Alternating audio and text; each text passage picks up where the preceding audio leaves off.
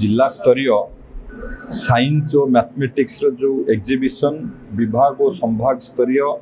पारादीप शिशु मंदिर आयोजन करा कार्यक्रम रे माननीय सांसद सहित आज उद्घाटनी उत्सव रे छात्र छात्री माने विभिन्न जिल्ला आसीथिबा छात्र छात्री मानक सहित जोगदे निजुको अति आनंदित मन करुच्ची एवं ये कार्यक्रम रे केवल एग्जिबिशन रे जोग देवा कथा नुह यही कार्यक्रम माध्यम रे आगामी भविष्यतर साइंटिस्ट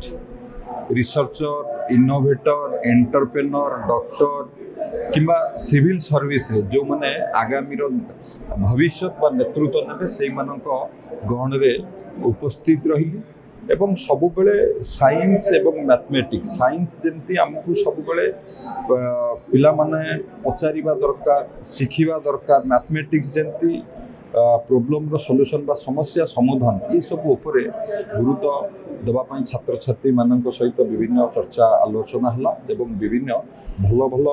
प्रोजेक्ट से माने करिसंती हमर मैथमेटिक्स रे साइंस रे तांकर इनोवेशन आइडिया माध्यम रे जो प्रोजेक्ट सब करिसंती निश्चित भाव रे ये प्रोजेक्ट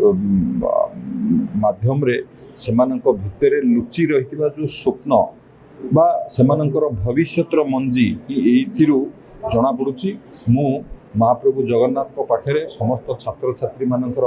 उज्जवल भविष्य कामना करी सबु बेले छात्र छात्री माने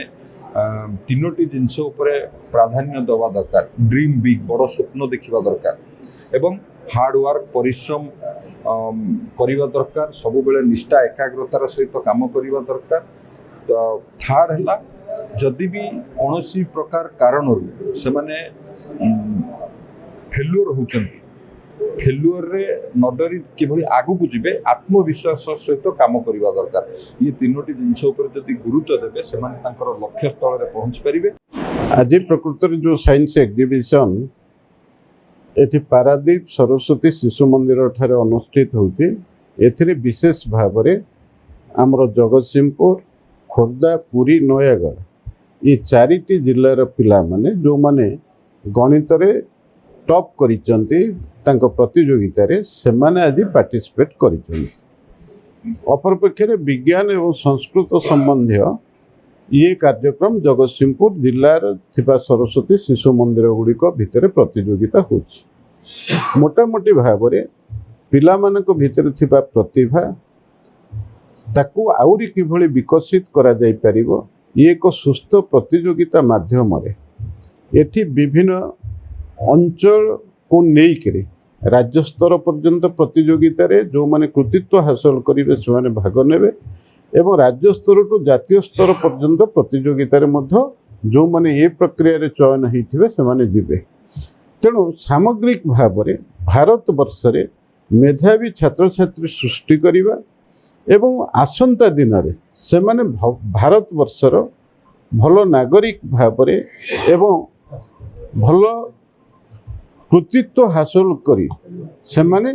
किभली देश मातृकार सेवा करि परिबे सेथिपई ये प्रतियोगिता आरंभ होइछि। स्वच्छ भारत कौन 2014 मसीहा अक्टोबर 2 तारिख में भारत सरकार द्वारा आरंभ होइतबा अभियान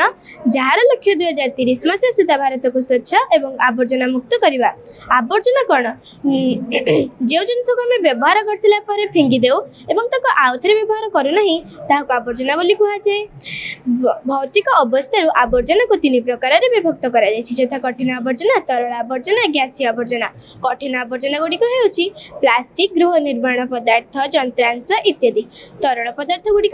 गृह पायखाना कलकारखाना डाक्तरखाना इत्यादि बाहर मैला जल गुड़िक तरल आवर्जना बोली कहुए। गैसीय आवर्जना गुड़िक जेपरिक आम जानवाहन एवं कलकारखाना बाहर निर्गत धुआं गुड़ी किंबा विषाक्त गैस गुड़ी आम गैसीय आवर्जना बोली कही था।